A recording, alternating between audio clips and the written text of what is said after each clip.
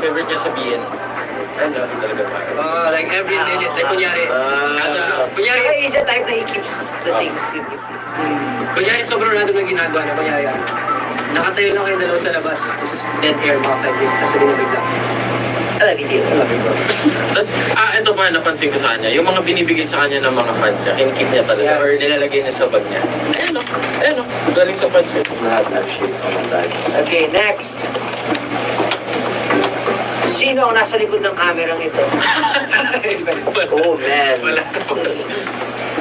Okay, we're gonna... Guys, Guys, move on from the games. Tapos na Okay, kami sa guys. games. Sama-sama na. Okay, now we would like to share something about our preparation experience. Okay, So, choreo. share something about the preparation experience. Talk about the choreography. Okay, for me, ang experience ko sa preparation, sobrang saya. Yes. Unang-una, I think kailangan natin magpasalamat kay sa coach namin, Coach Kevin Antiquera. Alam mo, siya talaga yung feeling ko nagpasingat. I mean, like, hindi siya magiging successful kung hindi dahil